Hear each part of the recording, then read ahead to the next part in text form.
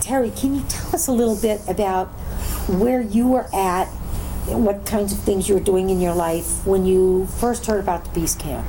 I had just graduated from college not long before that. And I was living in my hometown still. And I think I was actually looking for work at that time. And I heard about the Peace Camp and I was like, wow. I was very interested because it was a lot of things I had been interested in and it was really close. It was only an hour from my house and I'm like, oh, I got to go do this. You know, that must have been right after I was in Washington for a little while with the nuclear freeze stuff. And I actually did an internship with sane nuclear freeze people in Washington in '82. And so this must have been right after I came back from that I heard about the Peace Camp and decided to go check it out. Can you give us some of your, first impressions on being at the Peace Camp? I remember I came in and it was amazingly busy. There was lots and lots of stuff going on. And it was exciting. It was '83 then, the first summer. And I was there for a good chunk of that summer, but I was out for a few times. I missed Barbara Deming by 1 week. I felt really... I didn't know about it at the time. I didn't know her. I didn't know anything about her. And I found out later, and I realized later what I had missed, but at the time I had no idea. And I had taken a little bit of time off to go home and work for a little while, and missed seeing Barbara Deming. Yeah. And then the next summer I came back for like 2 weeks because I was working at that time, so I came on my vacation. And then the next summer after that I came back a little bit before I was moving. I ended up moving to Philadelphia. And I was there on and off a little bit. I was there in the winter one time and it was so cold. Going out to the latrine in the middle of the night with the snow on the ground. So actions that I did, I remember doing actions at the gate. I remember that time when we sneaked in. Were you on that crew when we sneaked in and we were running around all night and we got lost? And it was, and what's her name was on it? The woman who actually ended up having a brain tumor. Arani, yeah. And we were all in there and somebody strung a piece of wire, or not a wire, but a piece of yarn right across where the patrol trucks would go. And of course this truck comes to a screeching halt because they don't know what it is. They think it might be a booby trap or something, and then they're going after us and we're hiding and everybody wants to run and I'm like, don't move. If you move, they're gonna hear us. And we're like hiding behind this little clump of grass and they're trying to start the truck and it won't start. And it's like, and they're cussing at the truck and we're all hiding, thinking about the color black and like hiding. And they left and we wandered around for a while and finally got light. We were like there all night and we just wandered around for a while and finally had to climb over the fence and jump off the top of the fence and walk home with our faces all messed up because we had colored our faces to be dark in the night. And we ended up way on the other side of the depot and we're walking around and we got hitched a ride with somebody, I think, to get home. Yeah. But that was probably the most dramatic action that I remember.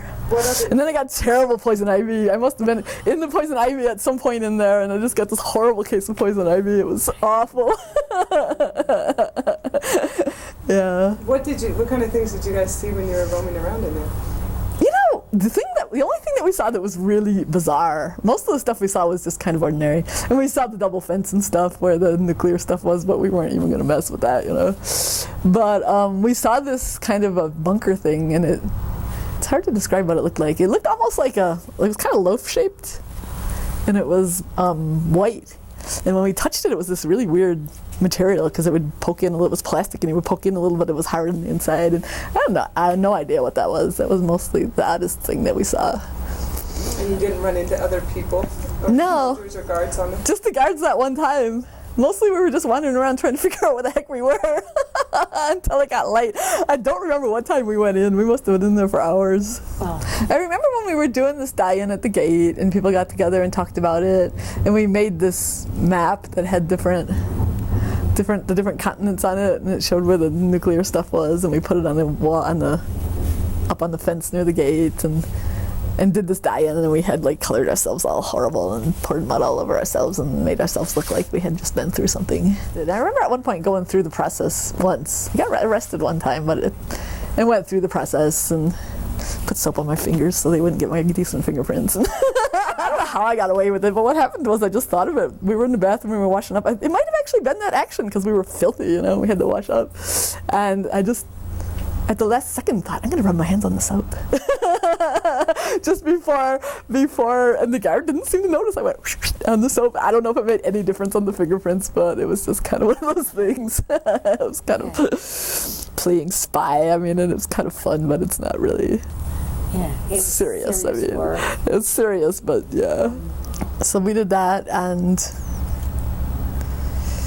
then mostly I just remember being in actions outside of the gate. I think that was the only time I actually got what happened? You know, the thing I remember about that was the most amazing was we were lying down in front of the gate, and they showed up with these, the soldiers showed up, and I remembered how young they were. And my brother actually was in the Air Force at this time, and he was probably about their age. He's probably a little bit older, and how young they were. I saw how young they were, and they were running around trying to scare us, or maybe just to get their own energy up. I don't know what they were doing, but they did this formation thing, and they were hitting their sticks on the ground and stuff. And they did this sort of like this weird little. It was weird. It was almost like a ritual, but I think it probably was as much to psych themselves up as it was to like try and scare us. And then they came over, and they were dragging us away. And I'm kind of heavy, I'm heavier than I look, And I could see these kids, they were shaking when they were picking me up. I could feel their hands shaking. That was really intense. I actually wrote a poem about that, about feeling their hands shake. Yeah, and that was one of the lines, I feel your hands shaking, when you dragged me away from the front gate. Yeah, they were scared. They were really afraid of us, and I hadn't had much experience with somebody being afraid of me, you know what I mean? It was suddenly, it was wow, and it's sort of about what ideas did they have in their mind, what were they taught, what did they think about what we were, because me, you're scared of me, I mean, it was really interesting to see that. I figured they must have some other ideas than me. If they're going to be scared, they must be imagining something different than who I was. What were some of the outstanding things that you remember about the encampment?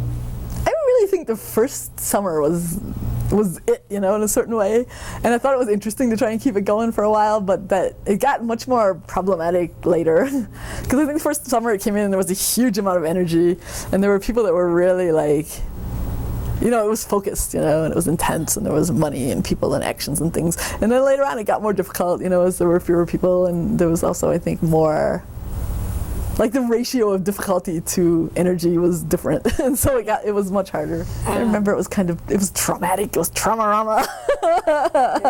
For me, it was really strange because I came in in my family and in my town, I was this radical, I was my uncle called me a commie, and I was this radical person, and then I come to peace camp and I was really kind of conservative, and it was so weird. I was wow. It was such a switch over of roles, it was really amazing, but that was a little bit traumatic, that was part of it that was a little traumatic. And then I think there was this division between people. There were people that were really into separatism, in women's land, which to me was totally new. I had no idea about that kind of stuff. And then there were people that were more into the peace camp, the peace sort of direction of it, that were in the peace movement and had done these things. The woman that lived in Geneva, what was her name? Pam, yeah. And there was this conflict between the two sides, and sometimes I feel like people really didn't get it. And I particularly felt that way about Pam because she lived nearby and she had kids and stuff, and she had these personal things happen. Her kids' friends, her kids' friends' parents were not letting her kids speak to them. Her kids lost their friends and stuff, and she had all this real intense personal consequences of doing this, and she was really putting out a lot, and other people just didn't get it. There was other people that didn't seem to have that understanding, and they didn't seem to realize what that really involved. And I felt it was hard. It was really hard that kind of thing happened. Right. You lived fairly close. Did you have repercussions in your town about being at peace camp? No. No, because it wasn't, it wasn't people didn't really know about it. People didn't, in my family maybe a little bit, because hanging out with all these radical dyke types, and my dad was a little weirded. But it didn't have extreme. You know what was really funny? One time I was bringing Jody. You remember Jody Trout? We went to Michigan, and we stopped at my house on the way to Michigan to have dinner. And Jody was all worried, and she's they'll know I'm a dyke. Do you think they'll know I'm a dyke? And I'm Jody, my parents do not know what a dyke looks like. It's fine. And it was fine because they didn't have a clue, you know. But that was the one time I remember bringing somebody by. Yeah. It was really funny. Do you remember any interaction between the community and the camp? I remember. I just remember like these little incidents. Like I remember Doreen and I were we worked on that playground thing, and that was really cool. I liked doing that. Although it was really hard too, because you're going forward into this community and you're like really different. And that I thought was a really cool project. I don't know exactly who coordinated that whole thing, but it was really neat because it brought together these people from both sides. And I remember one time Doreen and I were walking back to the camp, and these people like were at a house or something that was back from the road, and they were saying all this shit loud enough for us to hear. And then we started talking loud enough for them to hear about how cool it was to do the playground and how, you know, it was really important for people here to think about the people that lived around here. And we were just talking, and we wanted them to hear like that, and that was kind of neat. You know, they never said anything to us directly. Who knows? But they did stop saying the nasty things after we had said that, so that was kind of cool. So cool. Yeah. Can you describe what you're talking about doing the playground? They were building a playground. There's this group that does these playgrounds. I think they're in Cornell actually.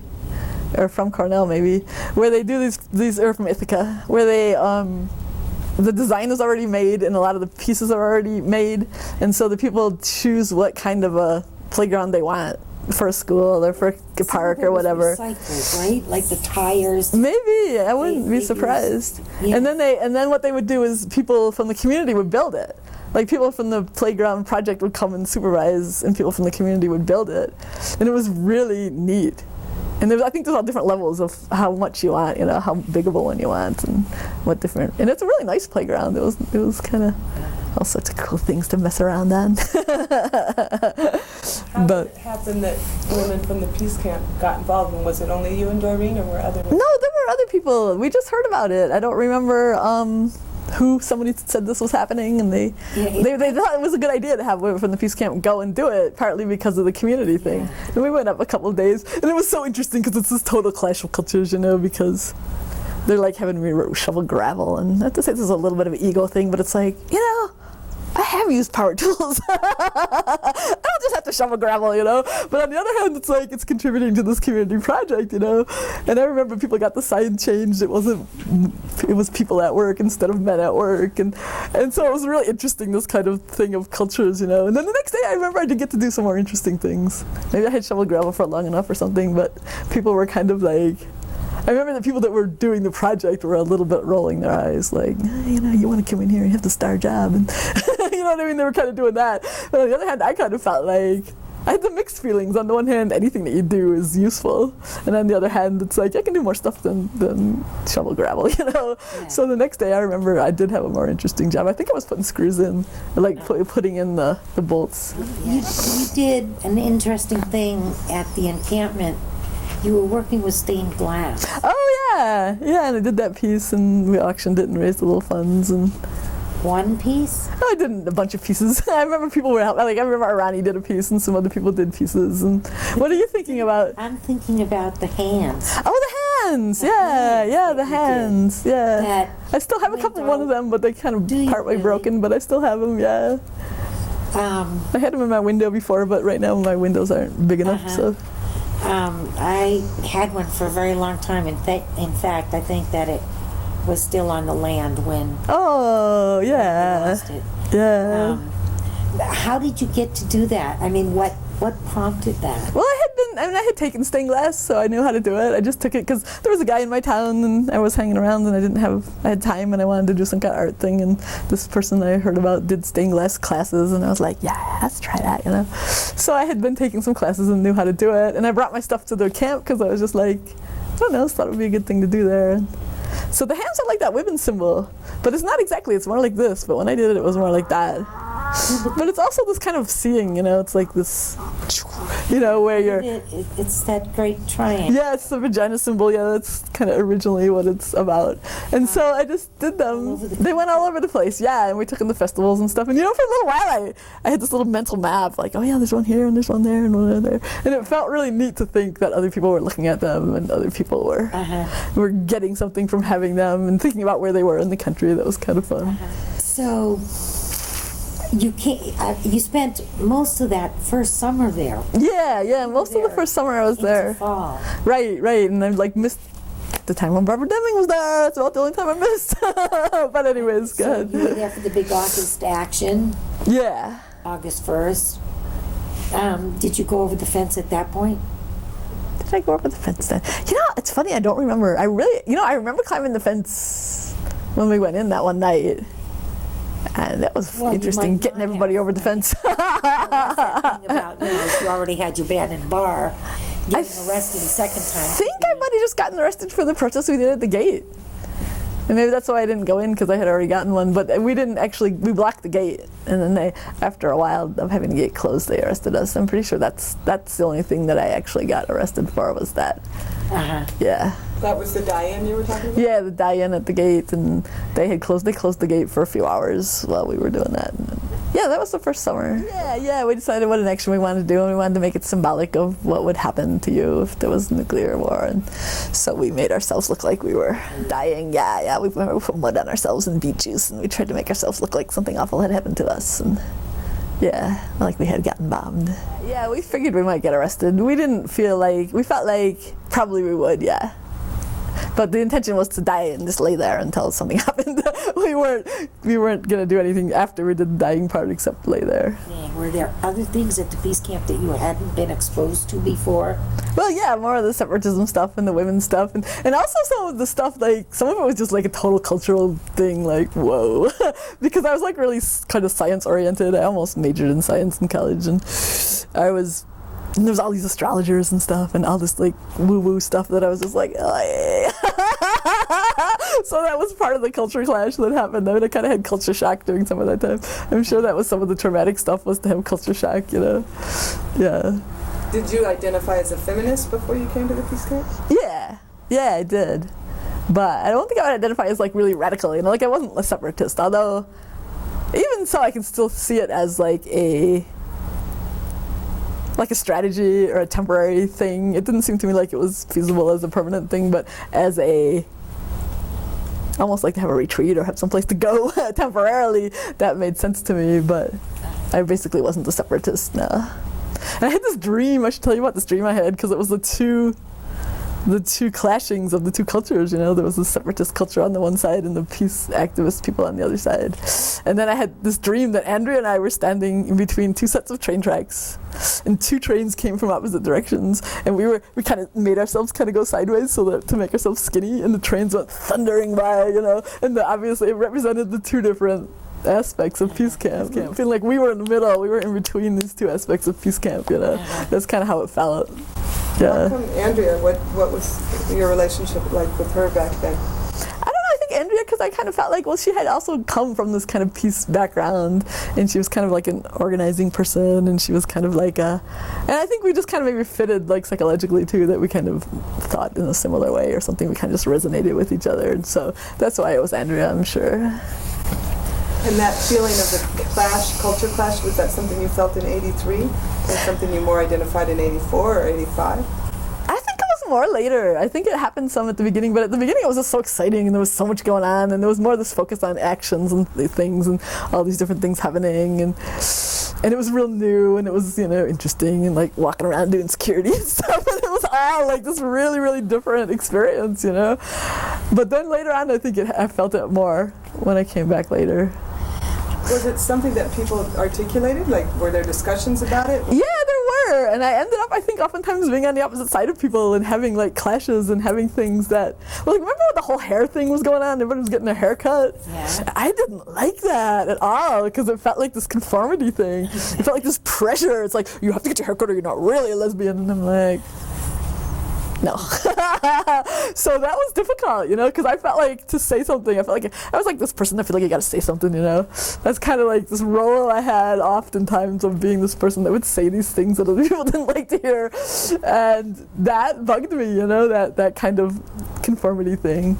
And then the other thing that bugged me is that sometimes there was this feeling of the peace camp is the only place. And somebody said that to me before, because there was this argument about whether it should be women's land or whether it should be peace land, and how should it be, and how much should, you know, whatever. And somebody was like, well, this is the only place. And it was like, Well, for one thing, it's not true. There are other women's lands elsewhere. And I personally felt like there aren't that many women's peace camps. There's actually more women's land than there are women's peace camps, you know? So that was my take on it, you know? And this person kind of felt like this was the only place, you know? And so therefore, it had to be really protected. And I kind of felt like there can be this element of like, it's not good when you feel like the whole world out there is evil, you know, and this is the only little place where we can hide, and like on the one hand there's this thing of wanting to have your space and think and heal and get away from all that kind of thinking that's like colonizing your mind or whatever, but then on the other hand there's like, if you think it's the only place, then hey, you miss things out there that are possible, you know, and you can get this kind of paranoid thing of you know, it doesn't seem very good psychologically to do that. So I had issues about that kind of thing too. And I just think what happened too afterwards is that there were a number of people that really had issues, and I would probably include myself in there.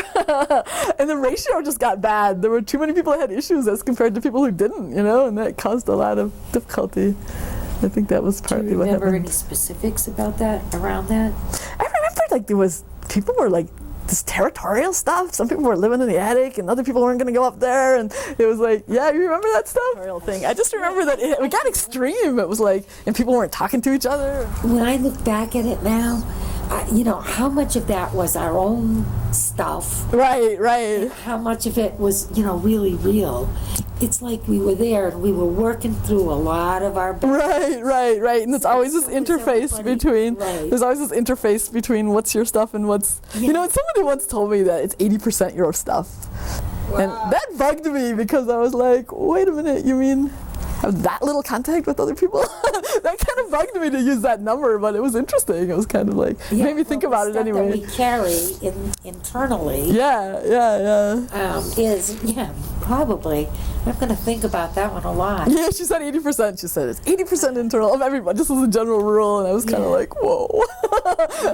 I wished it wasn't that much. I like to think that it's not that much. Do you remember doing ritual or any of the spirituality stuff while you were there? Some of it I remember, yeah. And it's really interesting because on the one hand, I thought astrology is woo-woo, and I still kind of am like, but on the other hand, I feel like the spiritual stuff it resonated, you know. And I remember Lindsay. Remember Lindsay? I do. Lindsay and I were really friends, and other people thought that was really weird because we were like worlds apart in certain ways. But there was something that just clicked, and it was a spiritual thing, I think. There was just this resonance that was really beyond all that other stuff. And I do remember people were just like astonished. They were like, what? that we had that kind of connection. You know? Did you identify as a lesbian before you arrived at the camp? It's so funny because I kind of had, I thought of myself as being bisexual, and I thought of myself as being like, see, here's the science thing. I thought I was like 60% lesbian and 40% straight. That's kind of how I thought of myself before I came to Peace Camp, yeah. And what did you think of when you left the Peace Camp? Are you still 60-40? Pretty much, except I had a lover who was a woman, so that was cool. But yeah, I didn't feel like that had changed. Doreen and I were lovers for a while. And we had seen each other before we arrived at the camp. We had met because I was on this walk. There was this walk that went all the way across the country like the year before the Peace Camp. And it was the monks, the chanting monks, and the Panzan Yohoji. And I had walked with them because I was working in Washington at this nuclear thing, and I caught the last end of the march, and I walked from Washington, D.C. to New York. It was like 3 weeks because it wasn't straight. It was kind of this meandering walk. And I met Doreen there at that walk, and she had also done peace stuff. And so there was this connection, and then I met her again at camp, and that's kind of when we got to know each other better and became lovers. And had June-san been on that walk? I think so, yeah.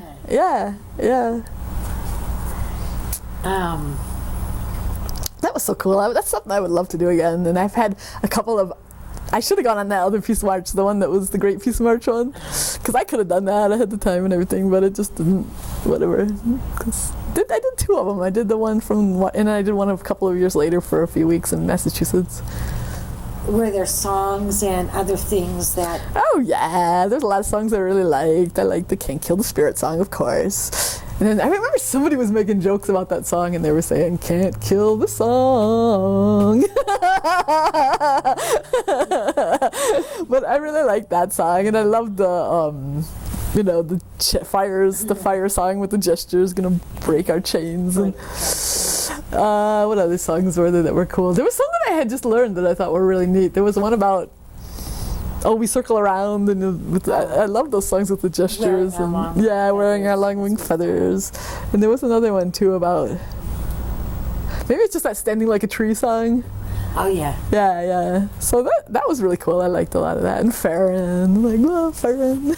Were there things that impacted on you in such a way that they kind of became a part of your life? Things that you took from the peace camp? Or? Yeah, and some I think were good and some weren't. I mean, I think in some ways I got disillusioned. I mean, I came with this whole peace thing, and we can do it and we can learn how to live together. And then I'm like, whoa, how difficult it actually is. I got a little disillusioned about nonviolence, and I had read Gandhi and King and all that stuff, and was real and I kind of realized in some ways that I wasn't at that place. You know what I mean? I felt there was parts of me that definitely weren't nonviolent, and that I kind of felt a little disillusioned about certain things because of being at peace camp. How did you find out that you weren't nonviolent? What do you mean? What was the alternative? What were you? It's hard to say. I mean, I guess I kind of felt like here were a bunch of people that were really wanting to do this, and how difficult it was, even with a bunch of people that really wanted to do it. And then that way it was a little bit sobering or something, whoa. And then the more I think about it, it's if it was easy, it would have been done a long time ago, but at the time I didn't have that perspective, and it just kind of freaked me out that happened, that here were all these people with good intentions, with the best intentions, and it was so hard. And I think that did freak me out. Well, you had worked with Consensus before you got to the camp? Mostly not. No, I did that afterwards a bunch, because I worked at when I lived in Philadelphia, I was involved in Quaker stuff, and they do a lot of Consensus.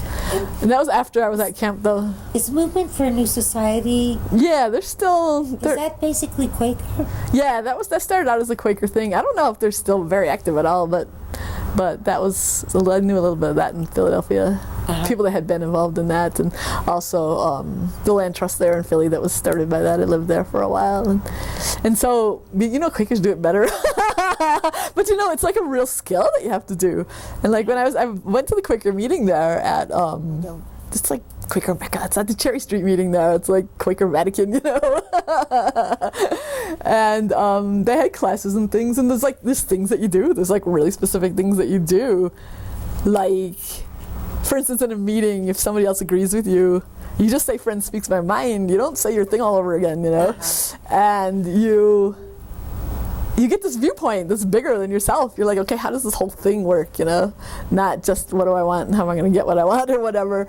And there's timekeepers, and there's people that watch the emotions. There's this whole mindset and skill to it. And when you have this group and everybody's coming in and out and stuff, and people don't have, there's not enough people to sort of convey that understanding, or there's not the time, or people aren't into it or whatever, then you end up staying up all night arguing about changing light bulbs. Did that really happen, or was that just a rumor that people actually stayed up all night arguing about changing light bulbs? There was this whole thing about the rats, right? Right. And I had Give us some background. the rats had been coming into the kitchen at Peace Camp. Lots of rats, and you'd walk in the kitchen and you would see 6 or 8 rats on the stove, and they'd all run. And people had tried there was all this talk about what to do about the rats. Should we kill them? What do we do, And there was a bunch of people that really did not want to kill these rats. They wanted to talk to them and they would leave, And I remember they did this rat removal ritual, which I probably did not work. Because I've tried talking to all sorts of things that come into my house that I don't want, and they never listen. So there was this huge thing, and I was coming from the perspective of, if anybody wants to shut down Peace Camp, all they gotta do is send the health inspectors in there. The health inspectors are gonna see this kitchen and Peace Camp is gone. That was my particular perspective, and I might have been exaggerating, in terms of how much power the health department has and what would actually have happened. But that's what I was thinking. This is really serious. Besides the fact that it was really gross and really unhealthy, you know, to have all these rats around. And so a bunch of people went to Michigan. There was only a few of us left, and we just decided we're just going to do our own consensus. We're going to kill these rats. And it was me and Seamist and a few other people, and we got poisoned, and we poisoned the rats. And it worked. They were gone. But people came back and found out, and boy, the shit hit the fan. Oh, wow. That was so crazy. And I was kind of shocked because I was like... Because to me, the idea of poisoning rats was not pleasant. It was yucky, but it wasn't horrible, you know? It was like, well, sometimes you might have to do something like that, you know? Just because that's the way life is sometimes, you know? These rats want to come in and take over, and there's reasons why we can't have them here, and if this is the only way to have them go, then you have to do it, you know? That was kind of my perspective, but other people had a really different perspective on it, and they really were freaked out. And we had taken advantage, I will admit that completely. We totally took advantage of the fact that people were gone to do what we wanted. So you said you were there in 83 and 84 and some of 85. Did you ever go back to the peace camp land after that? I remember going just before I moved to Philly, and that must have been 86. And that's how I moved to Philly, because I visited a bunch of places to decide where to go, but I met Mary Spitzer there, and she lived in Philly, and she was involved in some of the stuff there, and so that's one of the reasons I went to Philly. I don't know, I remember coming back one time, maybe it was after that, and we had snow peas in the garden, and it was really fun. And I just stayed for a few days, but mostly not, you know, just once in a while for a couple days or something. Were there relationships that you made at the peace camp that you maintained over years? Well, I would say the only one is Doreen. But the funny thing is now that I meet people that had been at peace camp, like two of my neighbors, like Raquel and Cynthia and Lola, they had been at peace camp. I didn't know them at peace camp, but suddenly it was like just talking about things, and it's like, oh, whoa. So that's kind of interesting. That's really interesting. And earlier when you started talking, you talked about how in your community you were this radical communist, you were this badass, and then the camp you said you felt like you were conservative. Yeah, I did. I really felt like I went from one end to the other of the spectrum. It was funny. What kind of clues were you getting, or cues that you were getting, that you were more conservative than the other people there, or some of the other people there? Well, I wasn't a separatist, and I think I didn't divide things as much, you know what I mean? I was more like I remember this guy came from the army base, and I was talking to him. It was one day when I was there, and I had been chopping wood, and he came by, and I looked like I think I was like over 20, but I looked really younger than I was, and he was like, do your parents know you're here? I'm like, how old do you think I am? And he was like, how old are you? And I'm like 25, and he's looking at me like, ooh, I'm sorry, because he thought I was like 16 or something, you know. He didn't realize. But I felt like that wasn't a bad encounter, you know, even though this guy was from the base, and it probably didn't change him that much, and he was doing this big thing, I'm going to chop your wood for you, you know, kind of stupid macho thing. But on the other hand, I didn't feel like that was a bad encounter, you know. I felt like that was kind of a good encounter in a way. He came over, he saw the place, he talked to somebody, he had this relationship that was okay with them, and he kind of got his mind juggled a little bit maybe, which is good. but I felt like there was more like hardline stuff, you know. That was one way that I felt different, because I didn't feel like I wanted to be hardline like that. I didn't feel like you could divide things up that way, and you know, even though to some degree you can, but I didn't think you could do it to that extent, you know. So that was one reason why I suddenly felt like I was not, you know what I mean? That was like, I suddenly was like, whoa, I'm conservative. That was like one of the things that sort of indicated this shift, you know. And I kind of identified with like the people that lived around in a way that I thought some people got treated badly, like some of the local people, like Pam, and there was like somebody else too that I'm trying to think of, who just people didn't get what it took to be involved with peace. Oh, like that restaurant. The Castros. The Castros. You know, the shit they went through and the shit they did to have relations with the peace camp, they took shit, and people I think didn't see that, you know. Yeah. It's run by a guy, that's, you know, blah, blah, blah. But they didn't see what these people did, you know. And then I remember somebody did that quilt thing for the Castros, and it was a kind of an attempt to bridge that, and that was really cool, because the people that did the quilt were like sort of on the radical end, and they made that quilt and they gave it to the Castros, and that was really neat. But I kind of like was upset that people were putting themselves out and then getting treated like, you know, they were wrong, they weren't progressive, they were whatever, you know, and I just felt like bad about that stuff. And then the stories that the ideas that people can get about other people just boggled my mind. Like, do you remember when Irani did that naked walk down the street thing? Yes, and it was supposed to be like the civil disobedience thing, but it was totally like, as far as I know, some people really didn't want her to do it. There was a bunch of people that really didn't want her to do it and tried to talk her out of doing it. Then what happened was when the police showed up, she ran down onto the peace camp land. And there were all these sheriffs coming by. And I went down with the sheriffs and I called the Irani to come out because I wanted to watch those sheriffs and see what they were doing when they were on the peace camp land. And I wanted to I figured that they were probably going to catch her anyway, and that it should be done in a way that's not awful, you know. This is kind of what I was thinking, you know. And so I went, and also I just wanted to watch these sheriffs, you know. And I was calling, I was like, "Karani, come out," you know. And they did catch her somewhere, but people thought that I was taking them to her.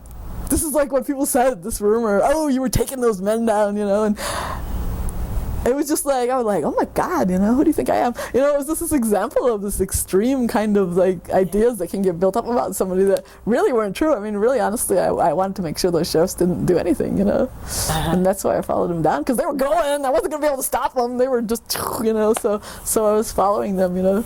And there was this rumor started that I was like, you know, a traitor, and I was taking them down, and it was like, whoa, wait a minute, you know, that kind of thing. That was what was really hard. That was some of the emotional stuff that was really hard. Do you have any opportunity to ever break through that with an individual or individuals that were from that more separatist notion that you guys could forge a relationship or common ground? Well, I think that's what happened with Lindsay, and that was the thing that really and it was more like it wasn't spoken. It was more like this really intuitive kind of thing that we just had some kind of thing going on, you know, that was some kind of connection that so it wasn't really specifically about it, but it was just this kind of cross thing that happened. Yeah. And it was also interesting to sort of watch the cultural clash from outside. Like, I remember I was with these people that were doing this ritual, and we were singing this song about the infinite sun, and somebody from New York comes by, this really intellectual, and she's like, the sun's not infinite, and rah, rah, and she was freaking out, you know, because she was having this culture clash thing, you know, which is also I was having, and probably lots of people were having, and it was kind of interesting to see it from the outside, to be looking at her and be like, oh, I see what's going on here, you know. We just have a few minutes, and I'm wondering if you'll just give us a little brief idea of where you're at, what your life is like now, what you do with your life. Well, right now I just got out of art school like in May, and I had always wanted to do it, and I'm just like, you know what, I better just do this if I want to do this. And I studied sculpture, and I have had a few things in shows, but right now I'm doing a lot of writing. I'm taking some writing classes and trying to get this writing project together. Actually, I want to write a book. I don't know what'll happen of it, but that's what I want to do, and that's what I've been working on. So I live here. I do other things to make money, but luckily I don't have huge expenses, so I have time to do other things. I do like stagehand stuff and banquets and different things like that to make money. But I helped on the election. That was a cool job I had recently. I helped two people get elected. I worked on this congressperson, Gabby Giffords. I worked on her campaign, just canvassing and stuff. And she's kind of more conservative than I would like, but she's not my congressperson. My congressperson is Grijalva, who I think is pretty cool. But Grijalva was like, he didn't have to campaign at all because he only had this person who's literally crazy, this totally nutcase right-wing racist, I mean literally crazy guy, because he's so sad that nobody was gonna bother to run against him except this guy who always runs. So he didn't really need to campaign, so I was working and getting paid through this Gabby Gifford's office. And then we did a little bit of just general get out the vote thing at the end, so that was for Obama too. And it was exciting. It was like both candidates I was working for actually won. So that was pretty cool. That was cool to do that. And I hope that I don't have all these huge expectations like some people have. Some people are like, I thought it was so funny because Obama picked somebody for one of his cabinets and his name was Emmanuel, and I'm like, yeah, this is what people think. Obama is the second coming. Because it feels like some people have those super high expectations, but I'm hopeful that it'll be a good thing, you know. I don't have those super high expectations like that, but I'm hopeful that it would be a good thing.